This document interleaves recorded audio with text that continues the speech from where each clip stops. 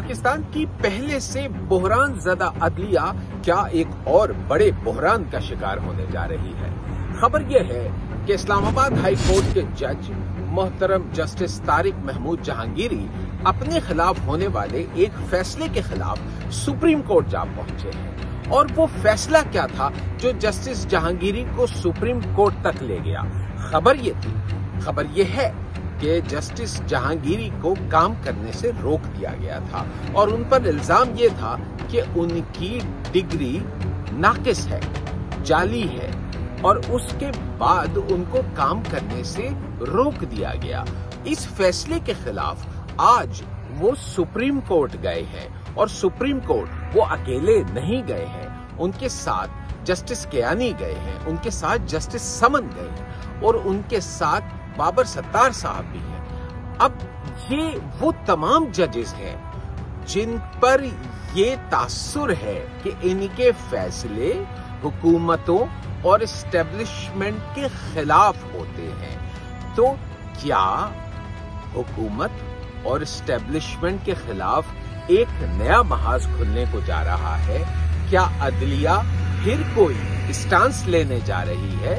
ये भी एक सवाल पैदा होता है। और एक सवाल ये भी पैदा होता है कि क्या पाकिस्तान के अवाम एक मजीद अदालती बहरान बर्दाश्त कर सकते हैं? तो किस्सा यूं है कि आज जब ये 5 मोहतरम जजेस साहिबान अदालत पहुंचे, सुप्रीम कोर्ट पहुंचे, तो इन्होंने किसी प्रोटोकॉल का सहारा नहीं लिया।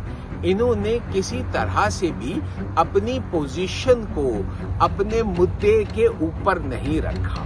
इन्होंने आम आदमी की तरह अदालत जाकर कतार में लगकर अपनी पर्ची बनवाई और सुप्रीम कोर्ट में अर्जी लेकर हाजिर हो गए। इंतहाई अहम बात यह है कि अब ये देखना है कि ये बहरान ज़दा अदलिया क्या ये बहरान सह पाएगी, और अगर सह पा गई तो इससे अवाम पर कितना असर होगा। पहले से ये बात बहुत तश्तबाम है कि इन जजेस के फैसले हुकूमतों के और एस्टेब्लिशमेंट के खिलाफ होते हैं।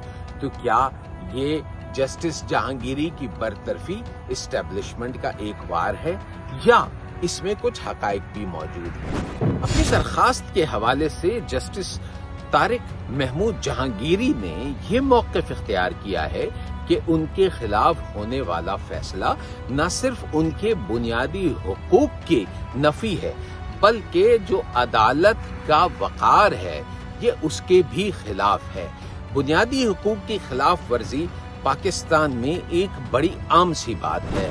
पाकिस्तान में अक्सर औक़ात बुनियादी हुकूक के बहरान न सिर्फ जन्म लेते हैं बल्कि इनका कोई नतीजा भी नहीं निकलता और साल हा साल बुनियादी हुकूक की खिलाफ वर्जी करने वाले आज़ाद घूमते रहते हैं। तो ये तो मामला था जो अदलिया के बाहर होता है, लेकिन पहली मर्तबा ऐसा हुआ है कि दरखास्त गुजार भी एक जज है और जो सुनने वाला है वो भी एक जज है। उस जज का वकील भी वो जज खुद है, यानी जज ही वकील है, जज ही साइल है और जज ही उसका मुंसिफ भी है। नतीजा क्या निकलेगा ये तो बहुत बाद की बात है, लेकिन है बड़ी दिलचस्प सूरत हाल। आज जब अपनी दरखास्त दायर करने के बाद मोहतरम जजेस साहिबान बाहर निकले तो उन्हें सहाफ़ियों का सामना करना पड़ा और सहाफ़ियों के सवालात का जवाब देते हुए जस्टिस कियानी ने बड़ा वाज़ेह तौर पे ये मौक़िफ़ इख्तियार किया कि जब उनसे ये पूछा गया कि आपको कैसा महसूस हो रहा है, तो उन्होंने इस बात का जवाब दिया कि बिल्कुल वैसा जैसा एक आम पाकिस्तानी को होता है। जब सहाफ़ियों ने अंदर की बात हासिल करने के लिए जजेस साहिबान पे ज़्यादा दबाव डाला और अपनी राय देने का कहा, तो उन्होंने सिर्फ ये फरमाया कि कैमरे के सामने कोई राय अपनी राय नहीं होती और कैमरे के सामने कोई बात खुफिया नहीं होती। अब वो कॉपीज मिल जाएंगी पटिशन की, कॉपीज आ जाएंगी। ऑब्जेक्शन रिमूव हो गए। अच्छा, ऑब्जेक्शन हो गया सर? पता नहीं, आई डोंट नो, अभी ऑफिस देखेगा। सर आपको उम्मीद है कुछ सपोर्ट आपको सुप्रीम कोर्ट से भी मिलेगी? सर हमारा हमेशा कानून पे यकीन, फलाह और इंसाफ, यही हमारी बात है। بطور ایک درخواست گزار کیسا محسوس کر رہے ہیں؟ بالکل ویسے ہی جیسے عام پاکستانی اس عمل سے عام شہری کو یہ نہیں لگے گا کہ اگر ججز بھی اس طرح جا رہے ہیں انصاف سر میں کوئی انٹرویو بھی اچھا نہیں لگے گا ذاتی رائے کی حد تک ذاتی رائے پھر کیمروں میں نہیں ہوتی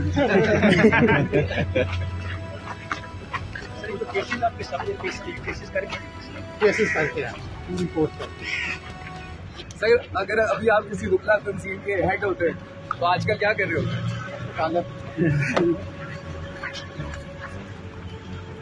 یہی دیکھنا ہے کہ وکالت کا معیار اب کیسا ہو.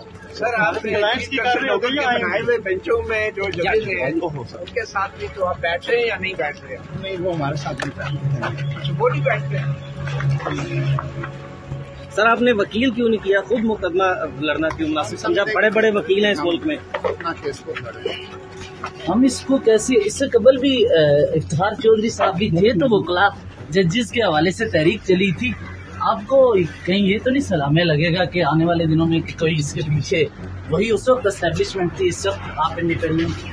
Thank you very much. Pakistan میں یہ بات کوئی بہت ڈھکی چھپی نہیں ہے کہ انتہائی اہم نوعیت کے مقدمات کو انتہائی خوبصورتی سے دبا دیا جاتا ہے، اور ہمیشہ سے عدلیہ اور اسٹیبلشمنٹ کبھی علیحدہ نظر آتے تھے، لیکن کافی عرصے سے یہ ہو رہا ہے کہ عدلیہ اور اسٹیبلشمنٹ ایک دوسرے کے ساتھ نظر آتے ہیں.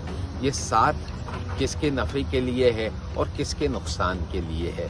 اس میں تو ایک بات تو واضح ہے کہ یہ گٹھ جوڑ سب سے زیادہ پاکستان اور پاکستان کے عوام کے لیے نقصان دہ ہے.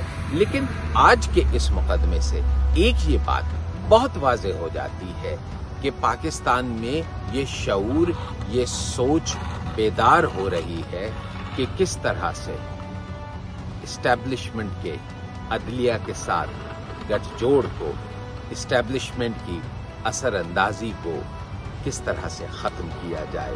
یہ مقدمہ اس بات کی داغ-بیل ڈال دے گا کہ اگر فیصلہ جسٹس طارق محمود کے حق میں آتا ہے تو اس سے عدل کی فتح ہوگی، اور اگر جسٹس طارق محمود کے خلاف آتا ہے تو اس سے ہو سکتا ہے ایک نئی تحریک جنم لے، ایک ایسی ججز کی تحریک جنم لے جس سے مستقبل پر انتہائی مثبت اثرات مرتب ہوں. اب آگے ہوگا کیا، اس کا تعین تو وقت کرے گا. عامر اسحاق سہروردی کو اجازت دیجیے.